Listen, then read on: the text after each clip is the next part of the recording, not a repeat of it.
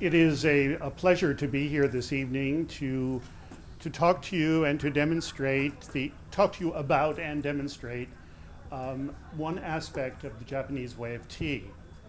Before we get into the actual demonstration part, I want to talk about the way of tea in a historical context.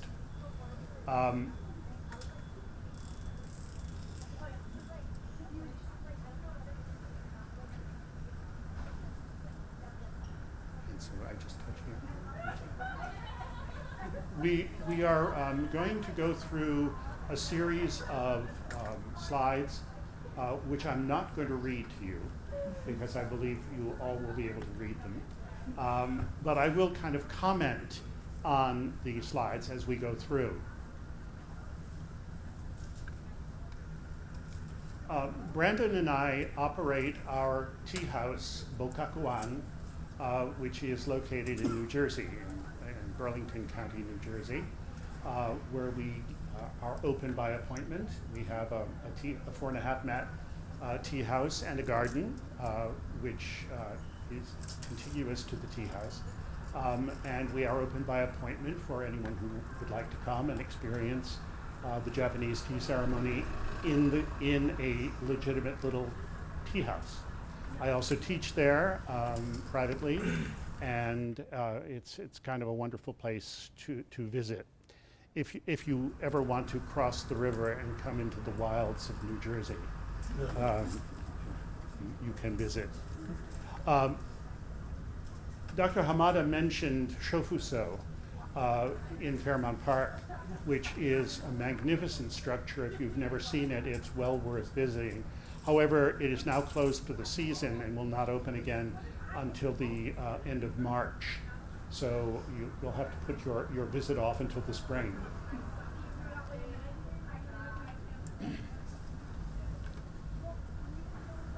The word Chado means the way of tea. And I prefer using Chado to the Japanese tea ceremony.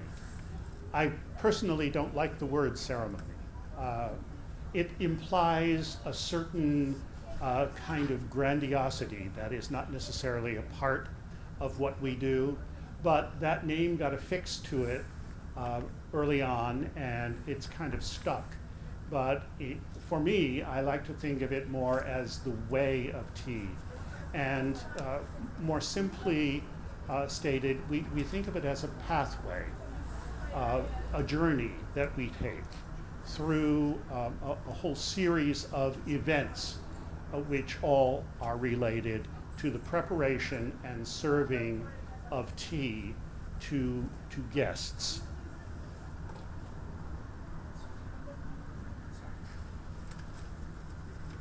Tea, as you may or may not know, is a derivative of a plant called Camellia sinensis, which I happen to bring. This is actually tea. We have this growing in our garden, and the leaves of the tea plant, generally for the tea that we use, the very topmost leaves are the leaves that are used to make the tea. But all the other leaves can be used as well. But all tea, except for herbal teas, come from this plant, Camellia sinensis.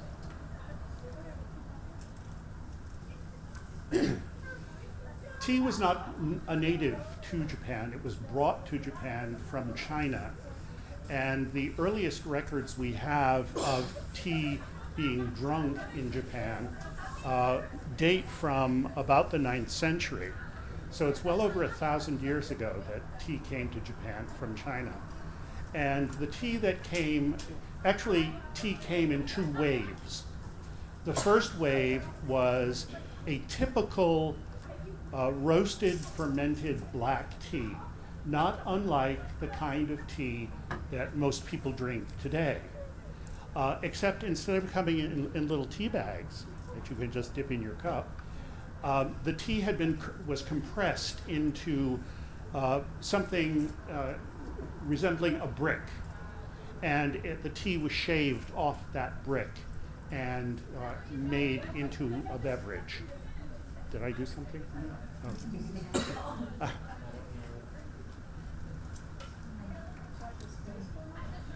And initially, tea was a medicine rather than a simple beverage.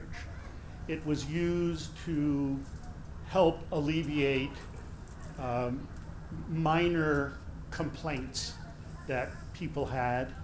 And as a matter of fact, often spices and other condiments and even salt was added to the tea before it was drunk. So it was like almost like a folk medicine experience. It was not drunk simply as a beverage, but more as a medicine at first.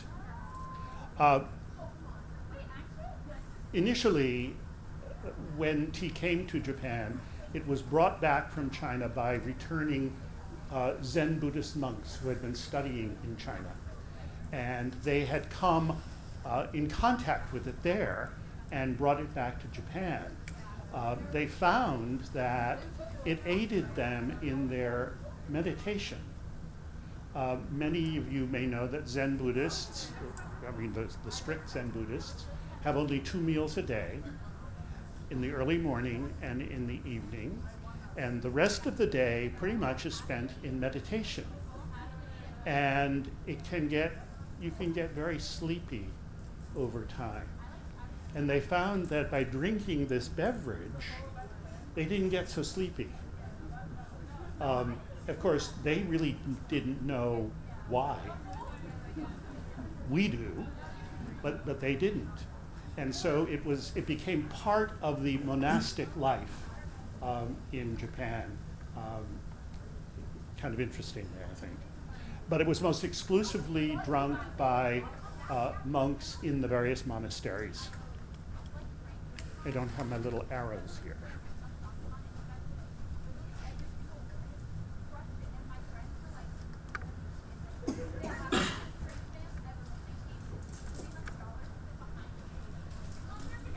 Technology.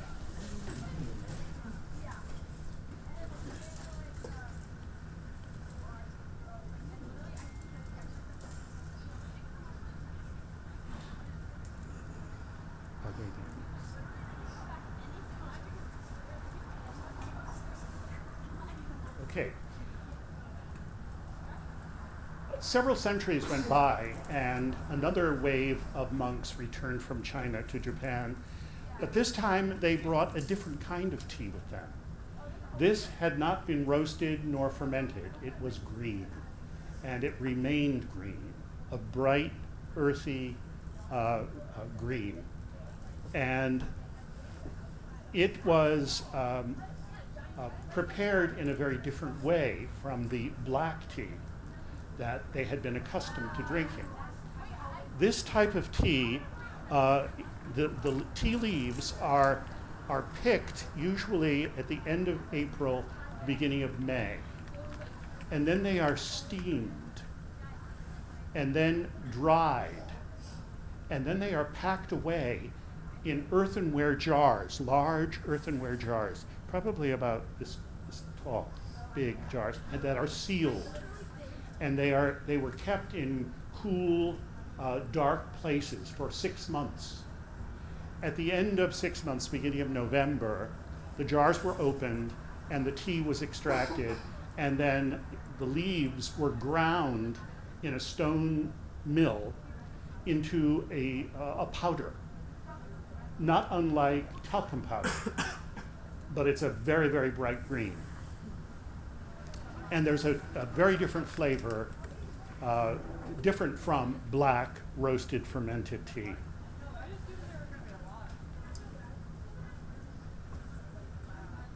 It became a part of life in the monasteries, just as the black tea had become part of the life in the monasteries. But once the green tea came, it was almost as if the black tea kind of disappeared. And the monks were pretty much exclusively using this powdered green tea.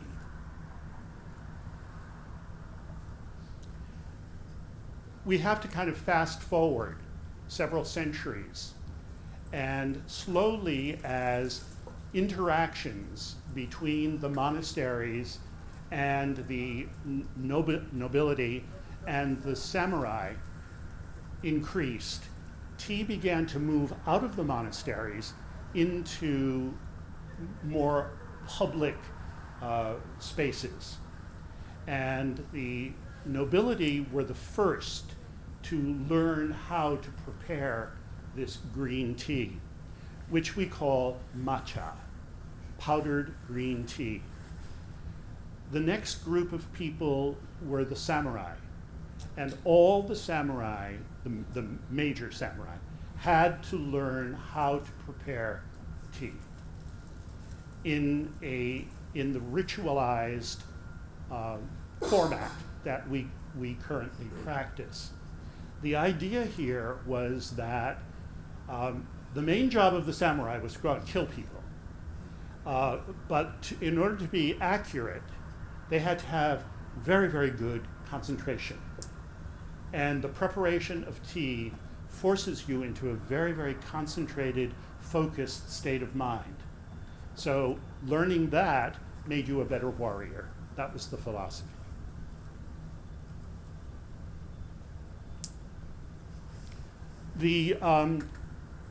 As it became more public, the preparation and the drinking of tea became more public, it became much more elaborate than it ever was when it was in the monasteries. As the nobility and the samurai began to practice it, it grew and grew and grew into a very, very elaborate celebration, sometimes lasting 3 or 4 days, where people would gather and there would be poetry and there would be singing and there would be dancing. And many of the big samurai homes often had a fairly large pond in front of the building, and people would go out in boats on the pond and compose poetry. And there would be lots of eating and lots of drinking, and it was like a celebration that never ended. And it focused on the use and the exchange of very, very expensive utensils, primarily those that came from China.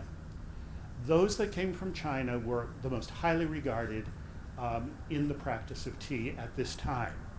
Those from Korea were second in value, and unfortunately, during this period, native Japanese arts were totally disregarded. No one was interested in what the artisans of Japan were creating at that time. So it became a kind of connoisseurship developed among these classes of people, learning which pieces were significant and which had provenance that could go back many, many centuries. And this gave tremendous value to the utensils that were used, and this was cultivated.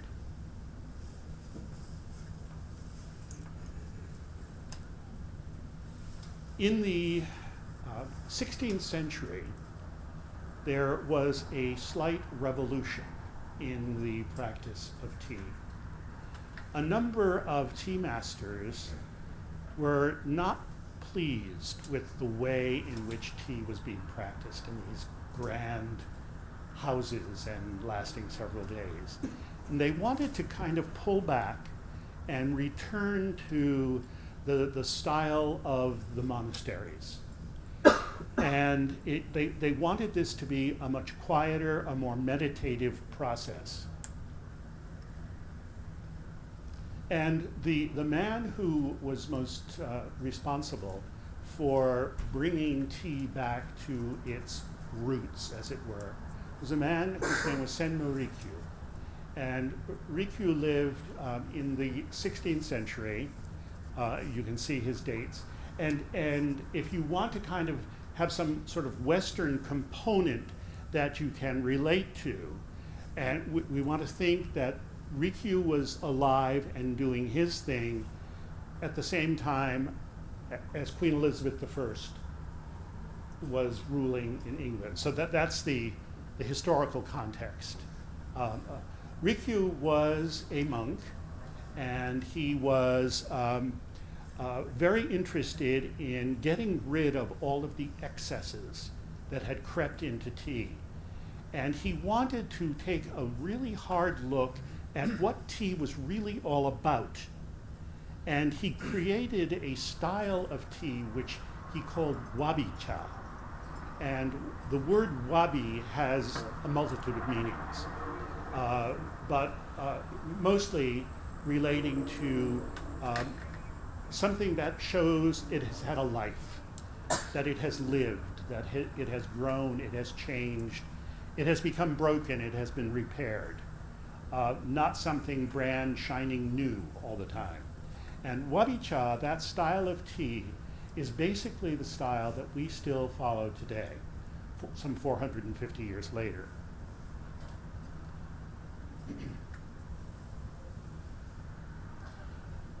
The idea, the philosophical underpinning that Rikyū espoused had to do with the kind of erasing of artificial barriers between and among people.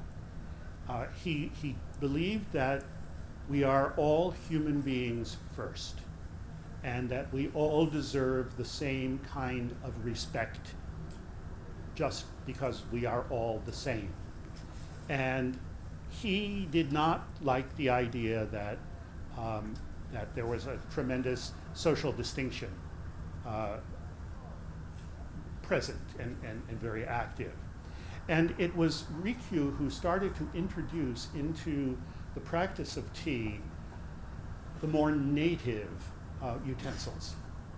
He actually took items from the kitchen and brought them into the tea room to be used. Up to this point, wooden buckets would never have appeared in the tea room, and now they began to appear. Objects made out of bamboo, which grew wild everywhere, had never been used before. Rikyū brought bamboo items into the tea room. And Japanese pottery was highly regarded by Rikyū. Actually, he took rice bowls from the kitchen and brought them into the tea room and made tea in them, and developed a different type of connoisseurship that did not relate to the Chinese and Korean objects of the earlier time.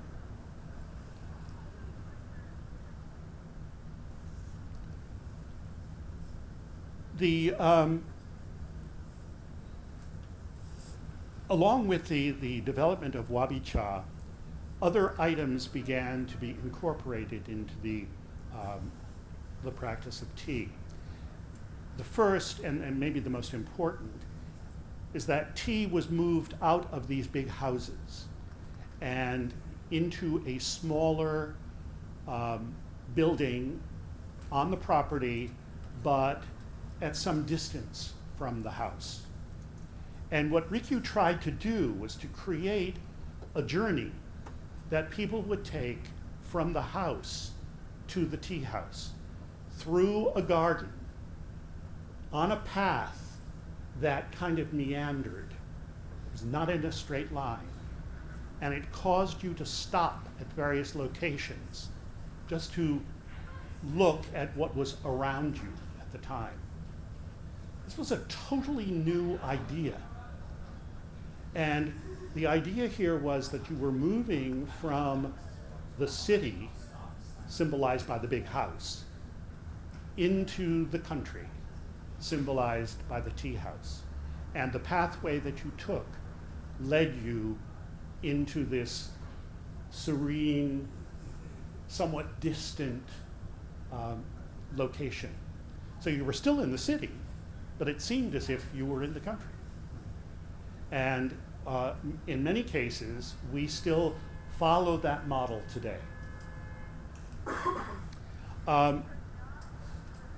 The rooms that were used became much smaller than these big rooms that had been used before.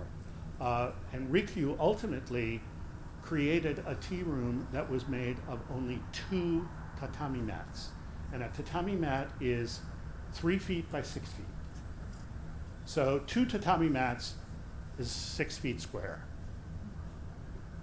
Not very large, very intimate. Also, I just want to mention the entrances to the tea house were made very, very small.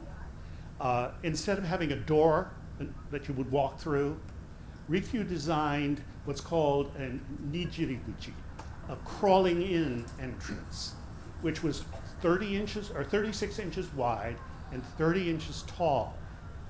So everyone who came into the tea house had to get down on their knees and kind of push their way into the room. And this was, everyone had to do this, including the samurai. And the samurai, as you know, never took their swords off. They even slept with them. But they could not get through this doorway. You know, samurai swords are very, very long. They could not get through the doorway, so they had to take their swords off outside. And a rack was made, and they kept their swords out there. They could not bring a sword into the tea house. And that was the only place that the samurai was ever without a sword. Just kind of an interesting idea.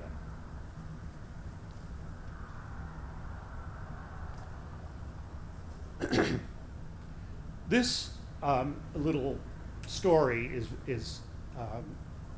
appears in the literature when one time Rikyu was asked, you know, what are the most important things that you have to keep in mind when you make tea?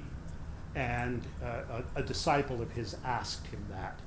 And his response was, as you see here, these are the things you are supposed to be able to do. And each one of them seems so simple. And if anyone who has studied or practiced tea knows, these are the most difficult things to accomplish. And I think, you know, Terry would attest to this, as do I. But the one I want to focus on for just a few seconds is the one that says, prepare for rain. That is kind of like a generic idea. Prepare for rain does mean, you know, prepare for rain, but it also means prepare for anything unexpected to happen, so that you have to be able to accommodate for anything that might be unforeseen. And I can relate that to what we encountered when we came here today. We came and we found this desk in the middle of the room, which is where we would normally be presenting our demonstration. But this was our reign. So we decided we'd have to accommodate, and we moved everything over to the side here. And that's why you were asked to sit on this side of the room when you came in. We were prepared for rain. So it's a wonderful little idea that we have to carry with us. There are 4 principles that we adhere to in the practice of tea. And the 4 principles are wa, ke, se, and jaku. Wa is harmony. And each of these 4 concepts operate on both a physical and a spiritual level. And in the tea room, we seek harmony between and among the guests, and between the host and the guests, and even in the selection of the utensils that we use. In the Japanese way of tea, we do not use, for the most part, matching sets of anything. So it's not like English tea where you would have cups and saucers and everything matches. In the Japanese way of tea, we don't do that. We select individual utensils and put them together, and we want to create a harmonious picture, even though these are all different. So that's the more physical level of harmony that we strive for. I had already mentioned respect, K, which is respect, that we are all human beings and we are all deserving of a respect for each other. And in the Japanese way of tea, we do a lot of bowing. And the bowing is not to show that anyone is of lower or higher rank than anyone. It is a sign of respect for individuals, that we bow and we are honoring each person. Isn't there I'm not so sure of my Japanese, but there is a term, omotenashi, which is a word which means hospitality, and we open our home, our house, and welcome you in very freely. Purity, which is sei, again has a couple of different levels to it, but you are going to notice when I start preparing tea that I will be purifying all of the utensils that I use. And not that they are not clean, they are, but I am doing this for my guests. I want to ensure that they know that what is happening for them and only them at this time. And so purity we find in many areas of tea.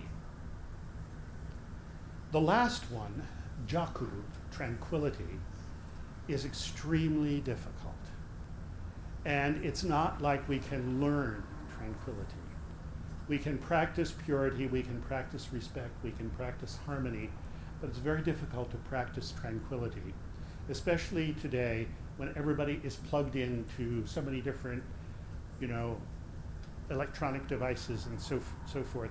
Just to be able to sit quietly with no distraction for 5 minutes is very, very difficult for a lot of people. But we like the idea of just letting go.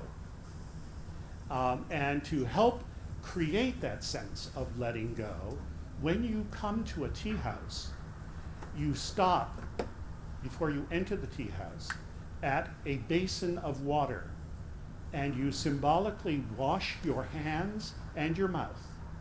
So you are really getting rid of the dust of the world before you enter this other space where tranquility. Did we lose it? Like that. Oh. Getting there requires that you meander through this path that I mentioned earlier. And the closer you get to the tea house, the more abstract the pathway becomes. And we call it the roji, and roji simply means the dewy path. And what we do often is to sprinkle water on this pathway before you reach the tea house. And in that part of the garden, there are really no flowers, nothing showy. Any of the plants that might be there are simple and green rather than anything showy. So the garden that is in front of the tea house is made up of several parts. There is a waiting area where the guests wait before they enter the tea house.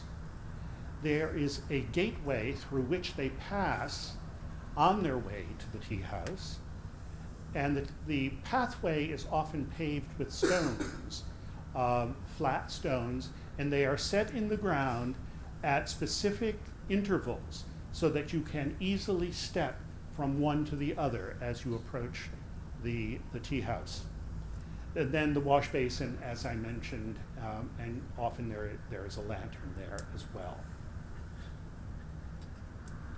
So when you come into the tea house, if there is this nijiriguchi, this crawling in entrance, everyone crawls in, and usually directly in front of that entrance, at the other side of the building, is a tokonoma. Tokonoma is simply an alcove, an extension of the building, in which there would be a scroll hanging and perhaps a flower arrangement, not unlike the flowers that we brought today.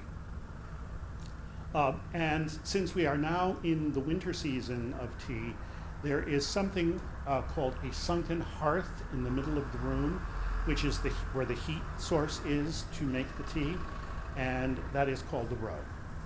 And it is sunken in the ground. The kettle sits down in it, and because the kettle is made of cast iron, it radiates heat and keeps everybody nice and toasty warm in the wintertime.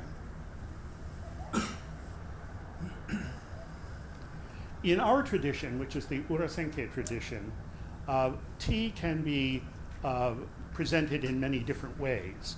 And there are two seasons. There's the summer season and the winter season, and each one is slightly different from the other. And also, depending upon the occasion, you may find that the presentation of tea varies. So if you were a guest, if you came to our tea house as a guest, these are the steps that you would go through as you approached the tea house and entered.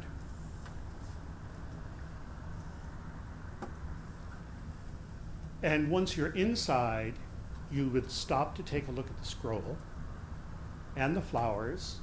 You would examine any of the utensils that were already out in the room, and then you would take your seat on the floor. And in a tea room, in a tea house, we sit seiza, which means you sit on your knees on the floor. And if you can imagine a full tea gathering lasting 3.5 to 4 hours, you're sitting on your knees on the floor for that long. So the sequence, if we were traditional, we start with the laying of charcoal, the purification of the utensils, the serving of sweets, and then the tea being prepared. A full gathering, which I mentioned may last 3.5 to 4 hours, is like a 2-act play. The first act is all food. Probably 7 or 8 courses of food are served with intermittent cups of sake. So you get a nice kind of warm, flowing feeling going on. And then there's a break when you can get up and stretch your legs. And then you come back and 2 types of tea are prepared, a thick tea and a thin tea. And there are various ways in which it can be done. We can do it outside, which we often do in the spring, under cherry trees, when the cherry trees are in blossom. Or we can use a table. And that is the way we are going to do it today. And I see my water is really hot, so I'm going to turn it. The tabletop tea, this is called a miso no dana, and the miso no dana came into existence in 1952. So it's not that old an object. It was created for an event in the life of the current emperor of Japan when he was named the heir apparent to the throne. This was part of the celebration in which he was invested with that title. And the Grand Tea Master at that time, our 14th generation, designed this table to be done outside in the garden of the Imperial Palace in Kyoto. And that's how this piece of furniture came into existence. And it is the piece that I'm going to be using today to make tea. So with that in mind, we're going to ask for some volunteers. We need 3 volunteers. So anyone who are born in November. Is there someone? Oh no! Oh! Okay, who was born like the beginning of November? Beginning. What is your birthday? November 10. All right. And who is second person who was born November 11, 12? Middle of the month? Anyone in the middle of the month? Okay, we have a middle of the month. What about the end of the month? Okay, why don't we have those 3 people come down here and take a seat Yes, teacher. on these chairs.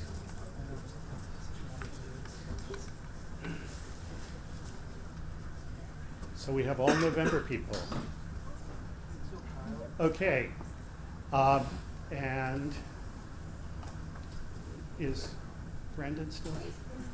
Where's Terry? She's not on. Okay, so you can do this? Okay. So what we're going to do is I'm going to make tea for these 3 people.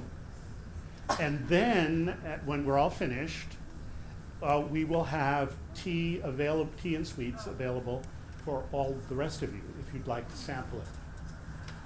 This matcha. So what's going to happen, you're kind of like, you have a job to do. You're going to get rewarded with a bowl of tea, but the first thing you're going to have to do, when I come into this space, I'm going to enter from over here, and I'm just going to come in like this. And what I'm going to ask you to do when I come in is the 3 of you to stand up, and then we're just going to bow to each other like this. Okay? This whole thing, this is called ryure. Ryure means a standing bow. So we bow, and then you sit back down. And that's all you really have to do at that point. Okay?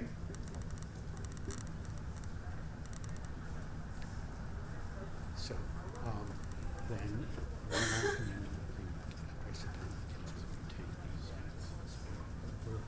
Oh, here, these. And then you sit down here. Yeah. Okay, so here we go. Okay, so I come in, and the 3 of you stand, and we just bow to each other.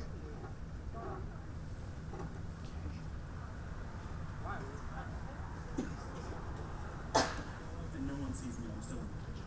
Yes. Brandon is invisible at this point. Now you can sit down.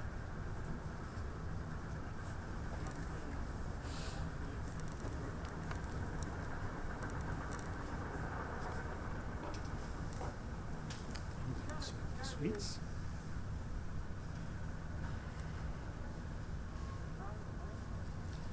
What I do, there are 3 parts.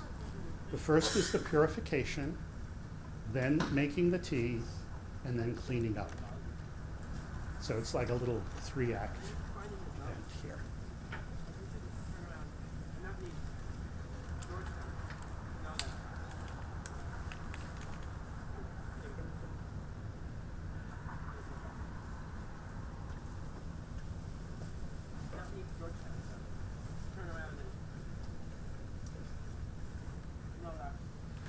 And I'm going to be using a silk cloth to clean each of the items.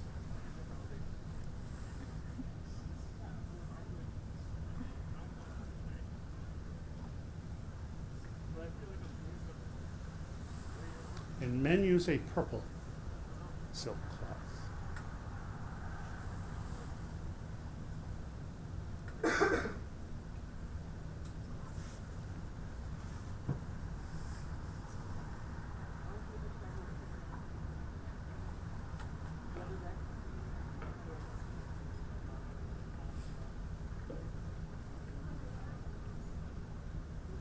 First item to get purified is the tea container.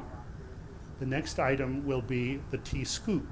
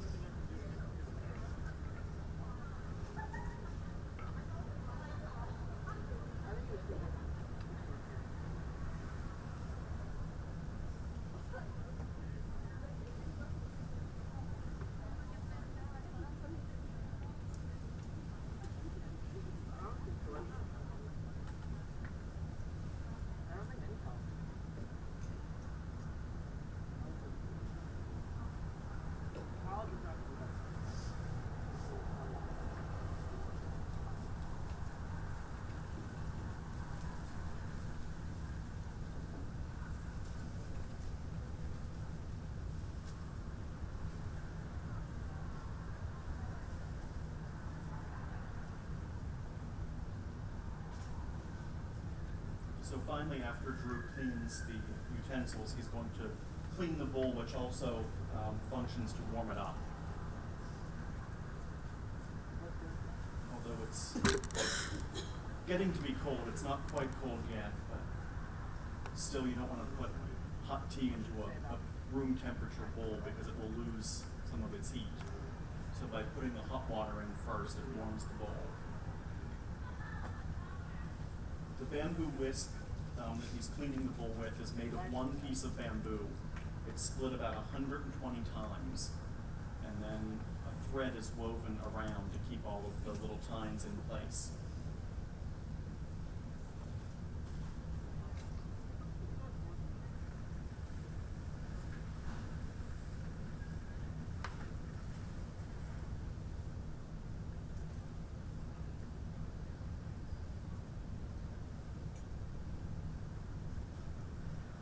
So you're going to be the first guest, so he's going to be getting your tea ready in just a second, so please feel free to enjoy the sweets.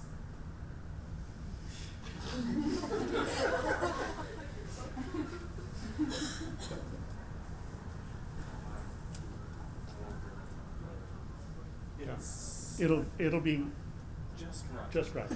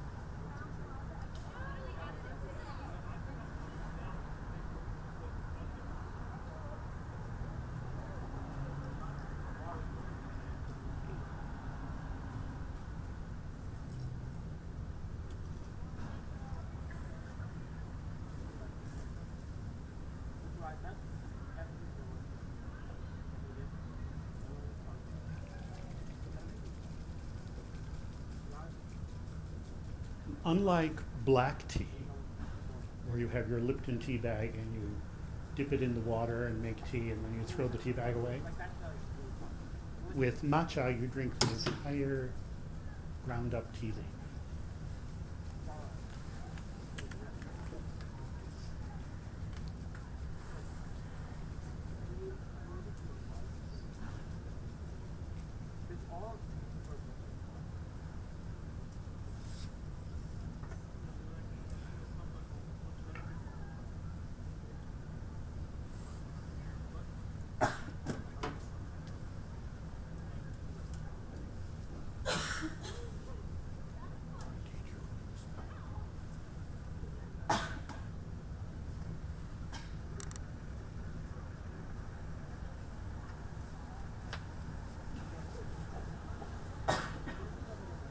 And we make one bowl at a time.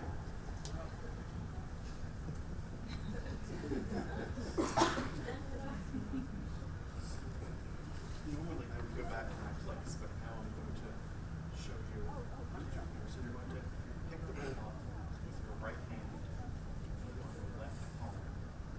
Then you're going to just lift the bowl up slightly and down, and then you're going to give it 2 quarter turns. So 2, and now enjoy the tea. And you take like 3 or 4 sips.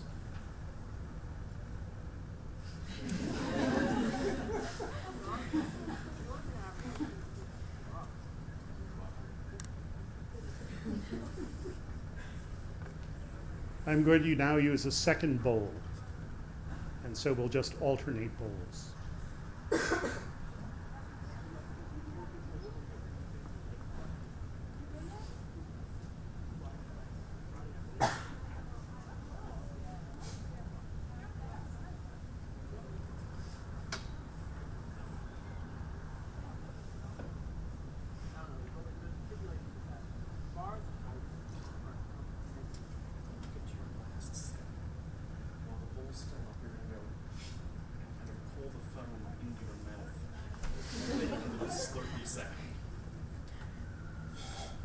Good.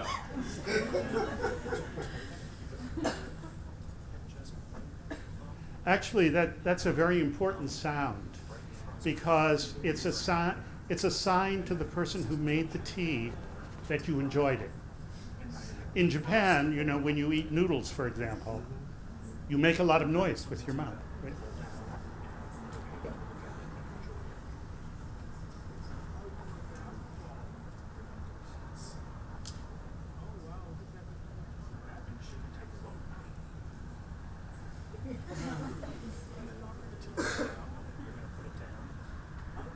And now you can eat your sweet.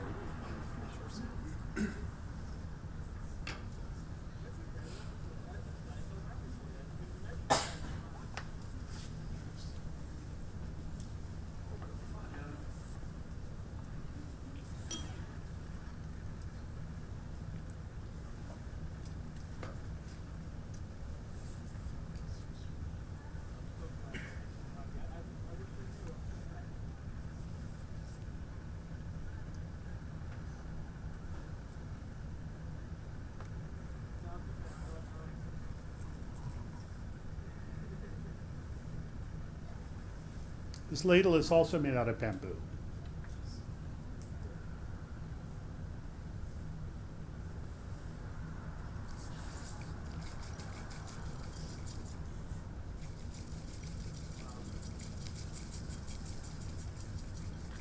And you see what we're doing, we're creating a suspension.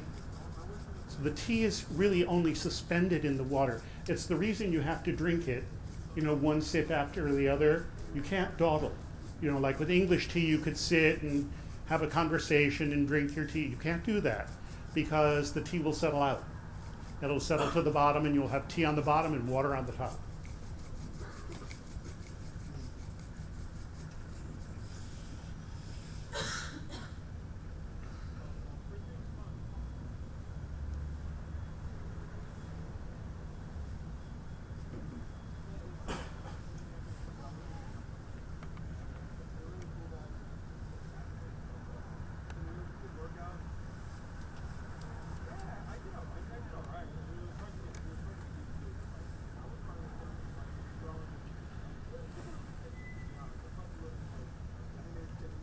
Since you already watched how you drink it, we're going to make it more complicated for you and give you a few more steps. So in a traditional tea gathering, before you would drink, you would put the tea bowl to one side and you would thank him for letting you join. Then you would bow to the next guest and excuse yourself for going before them. So say, excuse me. And then you would thank the host for making the tea. And now you can pick up the tea bowl. No Right hand first, put it on the left palm. I have a problem. Then you're going to, Did you eat your sweet? yeah, shake Oh, it, shit. and bow to the bowl, and then 2 quarter turns, and now enjoy the tea.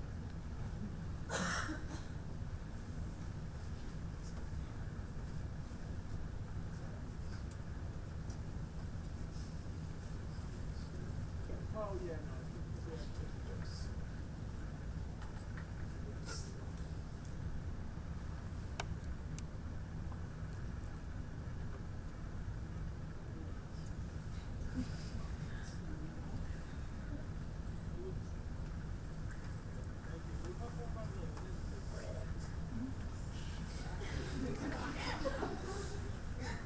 And then examine the bowl and then pass it to the next guest. That bowl that is being looked at right now is from a little town in Japan called Bizen. And Bizen yaki, or Bizen pottery, is a very famous type of pottery that is not glazed. So any of the coloring comes from its presence in the kiln when it's being fired. This particular kiln is fired with, it's a wood burning kiln, and it is fired for 14 days around the clock. You should see the line of cans of Red Bull. And I'm not making this up. They're literally like all lined up in the studio because they are pretty much awake for 14 days.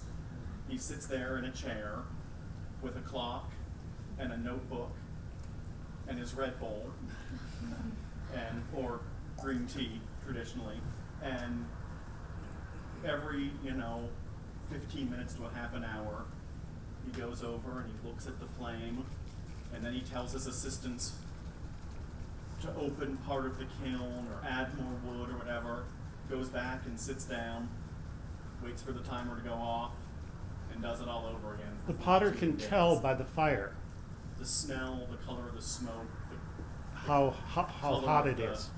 of the fire when they open the little window. Is it white or yellow or orange inside? It's about 2,200 degrees inside there.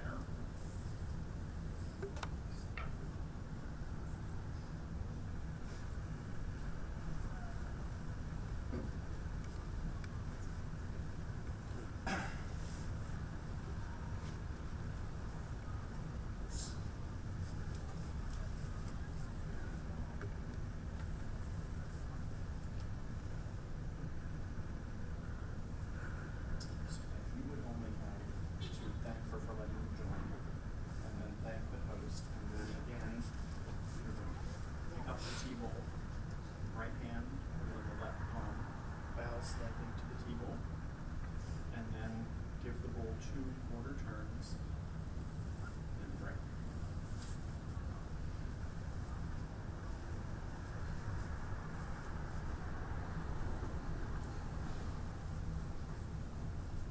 Now that I've made the tea for the 3 people, that's the second part is done. Now I enter the third part, which is cleaning up.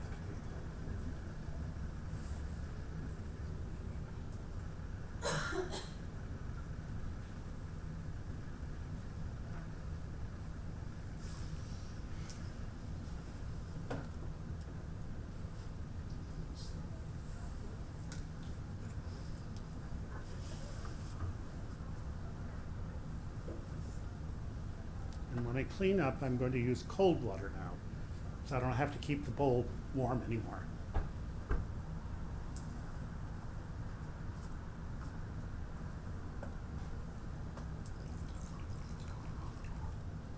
Hear the difference in the sound of the cold water? It has to do with the physics of water, the molecular.